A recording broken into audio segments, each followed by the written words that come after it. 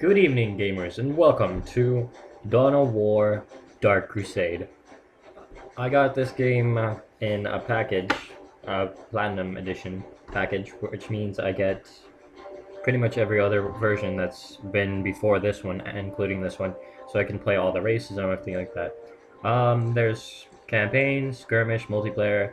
You can paint your army, and that's about it. So this is gonna be a little let's play, I guess, and it's going to be going through the campaign, and the campaign is really interesting. Into Army Painter. Here we can select, let's see, the race. There's, I think seven races. We got Chaos Space Marines, Eldar, Imperial Guard, Necron, Orcs, Space Marines, and Tau Empire. Now, all of these races have their own army name, which also corresponds uh, to their paint job, basically. And you can create your own army with your own paint job. I made the vampires for the Tau. Haven't really done Chaos much. Let's see, what did I do? For Space Marines, I did Bloodline. So these guys are mine. And I think we're gonna play them. Apply, and as you see, all the colors change. Alright, let's begin the campaign. New campaign. We're gonna go for normal, because I don't want to have to die too many times. The planet Cronus, beset on all sides by the tides of war, this once quiet colony became a savage battlefield. 7 armies clashed on this one world, each refusing to back down, each convinced it was in the right. From beneath the sands of Cronus' central desert came the Necrons, ancient machines bent on eradicating all life. But another evil already had its eyes on the planet. From the depths of the war, the demonic forces of chaos arrived to oppose these fearsome powers. The planet's rulers in the Tau Empire sent their elite soldiers and sophisticated battle suits into the fray. From the mighty Imperium of Man came the Imperial Guard, there to secure Cronus for the glory of the God Emperor. Like a clean tide, the Orc Horde descended on Cronus, caring little for others' claims and sowing destruction in its wake. The Eldar, ancient enemies of the Necrons, emerged from their webway to pursue their own agenda on Cronus. And last came the Space Marines, finest and most uncompromising of the Imperium soldiers. Seeing a world beset by aliens and heretics, they undertook a great purge. A dark crusade had begun. It could only end with the total victory of one of these factions, and the total defeat of all others. Alright, well that was awesome. So this campaign is basically one campaign, but you can go through it as these 7 races. We got Chaos, Eldar, Imperial Guard, Necron, Orc, Space Marine, and Tau. Just for fun, I think I'm gonna go with the general one, the Space Marines. The Space Marines of the Blood Ravens chapter arrived on Cronus like the mailed fist of the Emperor. Acting under orders from his chapter master and chief librarian, young brother Captain Davian Fuel ordered the Blood Ravens to carry out a thorough purge of this world. The chapter master had told Fuel that ancient relics of the chapter were hidden on Cronus. Artifacts from the mysterious early years of the Blood Ravens. These sacred items could not be allowed to fall into alien hands. Captain Fuel ordered the withdrawal of the Imperial Guard forces stationed in Victory Bay. But Governor Alexander flatly refused to pull his men back. Fuel judged the governor a good man, but had little choice but to send his space marines to battle the governor's troops, along with all the other powers under Bloodraven's willingness to fight soldiers of the Imperium did not go unnoticed.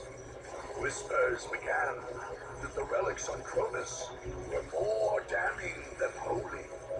Only the war's victors would be left to decide the truth of the matter.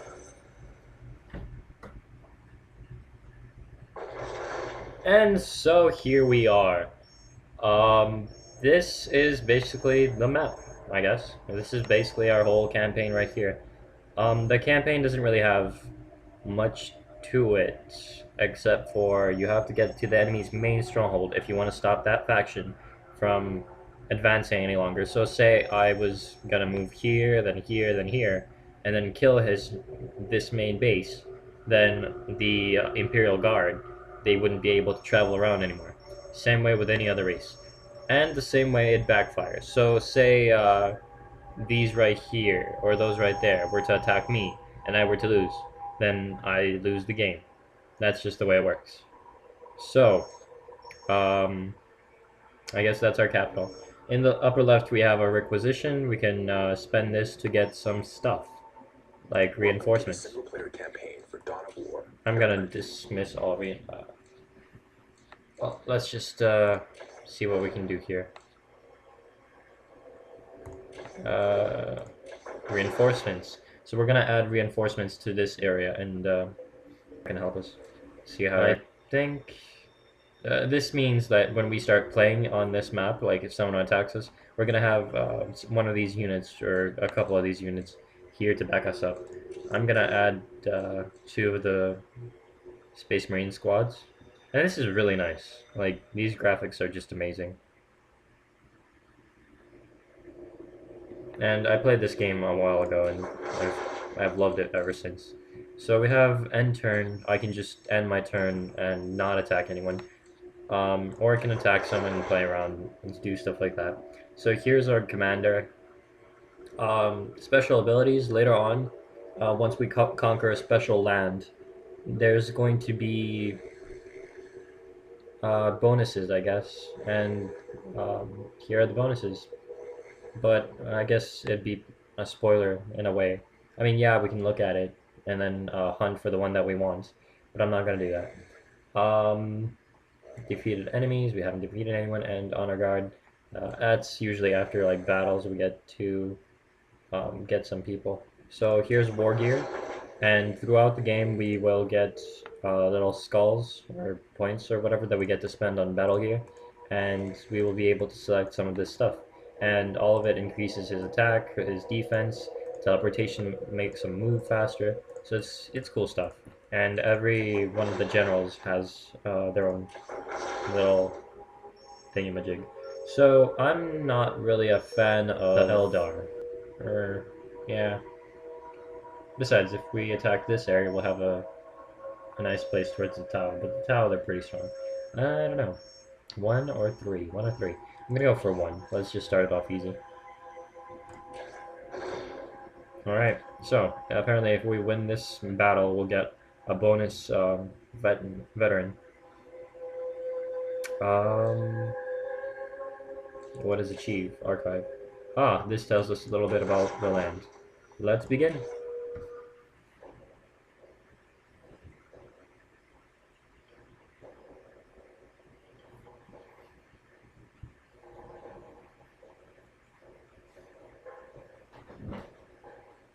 Alright, let's start our mission.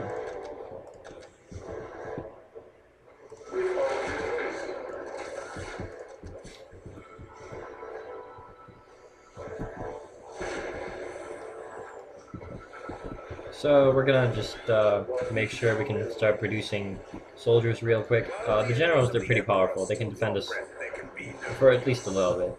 But, you know, it's not good to rely on your general until later on in the game, because these AI, they love to rush you, so if you have a powerful AI late in the game, rushing doesn't even count anymore for shit. Unless you attack with your general, then I guess it does.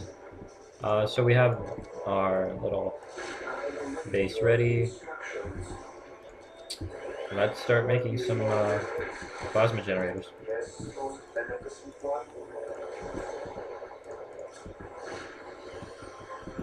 Follow my lead. This day shall be a glorious one. Can't really turn it, but wonderful graphics, just amazing. Position secure. Alright, our position is secure. So, by capturing these points, we get a little bit of requisition here. Requisition, not really sure. I guess it just says that we have a lot of power and fear us, in a way. I don't know. I'm just rambling about this shit. Anyways, Scouts awaiting orders. what can we do? Let's not waste resources. Alright, so we're gonna capture as many points as we can. Build some requisition, increase our input. The single units, they can attach to multiple units, and making more of the Space Marines is a very good idea. Let's see. Okay, we have that captured. So, right here, upper left, we got requisition, and one below is plasma. Plasma is generated by plasma generators, and there's a thermo plasma generator, but that can only be placed on special points. I can't even see one right now. Don't even know if there's one on this map. This right here is a relic point. Once captured, a relic acts just like a normal command point. Plus, there's a special building that can start making your relic unit, which is, for Space Marines, the Land Raider. Pretty awesome thing. Alright. I'm just gonna keep expanding and capturing stuff while we build